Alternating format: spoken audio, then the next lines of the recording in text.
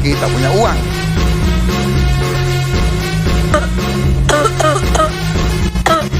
Dari mana duitnya? TNI Angkatan Laut sudah geber mesin, Tentara Laut di Raja Malaysia baru stay terkontak. Dalam rentang waktu yang hampir sama, dua negara bertetangga di Asia Tenggara menempuh jalur yang sangat berbeda dalam membangun kekuatan militernya. Saat Malaysia baru meluncurkan satu unit KD Maharajalela dan membeli kapal KD Kris dari China, Indonesia justru sudah melangkah lebih jauh. Fregat Marta Dinata Class telah beroperasi, dua unit PPA Brawijaya berhasil didatangkan, dan program Fregat Merah Putih resmi berjalan. Ini bukan soal siapa yang lebih kaya, bukan juga soal siapa yang lebih cepat belanja. Ini adalah cerita tentang perbedaan cara berpikir, perbedaan konsistensi, dan perbedaan stabilitas kebijakan pertahanan.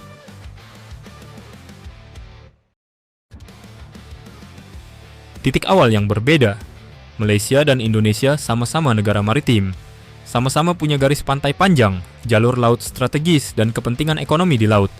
Namun sejak awal, cara pandang keduanya terhadap kekuatan laut tidak sepenuhnya sama. Malaysia membangun angkatan laut dengan fokus utama pada pengamanan perairan teritorial, patroli zona ekonomi eksklusif, dan respons cepat di kawasan litoral. Pendekatannya cenderung pragmatis dan defensif. Indonesia sejak awal melihat laut bukan hanya sebagai wilayah patroli, tapi sebagai ruang strategis. Laut adalah jalur logistik, jalur energi, jalur ekonomi, sekaligus potensi arah ancaman. Karena itu, TNI Angkatan Laut dibangun bukan hanya untuk hadir, tapi untuk bertahan dan bertempur di laut terbuka.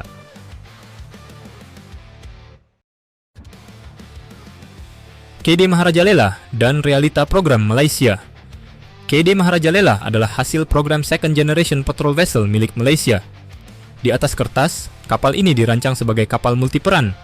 Namun dalam praktiknya, Maharajalela lebih dekat ke kapal patroli berat ketimbang fregat tempur penuh. Program ini sendiri mengalami penundaan panjang, revisi desain, dan masalah anggaran.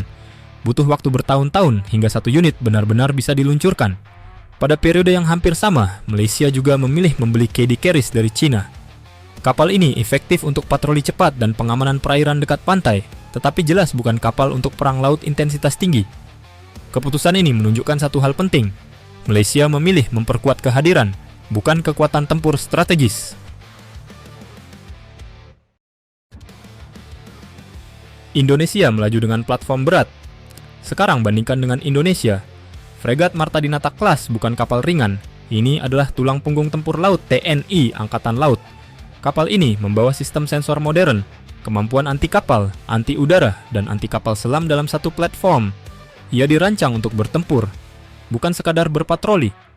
Lalu datang dua unit PPA Brawijaya. Ini bukan kapal patroli transisi. PPA merupakan kapal tempur canggih dan terbaru, dengan sistem sensor modern, combat management system mutakhir, serta desain yang memungkinkan operasi laut terbuka dan pengawalan strategis. PPA berdiri sebagai platform tempur modern, bukan sekadar pelengkap. Dan yang paling penting, Indonesia tidak berhenti. Fregat Merah Putih menjadi bukti bahwa Indonesia tidak hanya membeli, tapi membangun keberlanjutan kekuatan lautnya.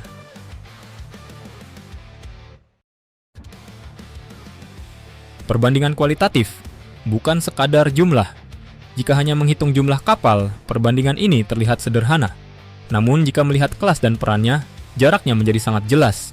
Indonesia menambah platform yang mampu mengendalikan ruang laut. Malaysia menambah platform untuk menjaga kehadiran. Indonesia berinvestasi pada sistem senjata, radar, dan integrasi tempur.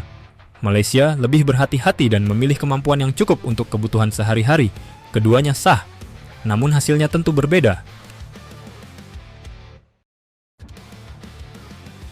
Konsistensi kebijakan adalah kunci. Salah satu faktor terpenting dari perbedaan ini adalah konsistensi. Indonesia menjalankan rencana pembangunan kekuatan pertahanan dalam kerangka jangka panjang. Renstra TNI berjalan lintas pemerintahan. Program yang sudah dimulai jarang dibatalkan, meski mungkin disesuaikan. Malaysia, sebaliknya, beberapa kali mengalami perubahan arah. Pergantian pemerintahan dan dinamika politik domestik ikut mempengaruhi kelanjutan program pertahanan. Akibatnya, waktu menjadi musuh. Dan dalam dunia militer, waktu adalah segalanya.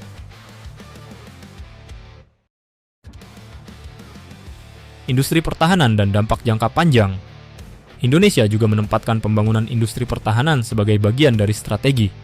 Bukan hanya soal memiliki kapal, tapi memahami, memelihara, dan mengembangkan kemampuan itu sendiri. Setiap kapal yang datang, setiap teknologi yang masuk menjadi batu loncatan, bukan akhir dari perjalanan. Malaysia masih sangat bergantung pada pembelian langsung. Efektif dalam jangka pendek, tapi terbatas untuk lompatan jangka panjang.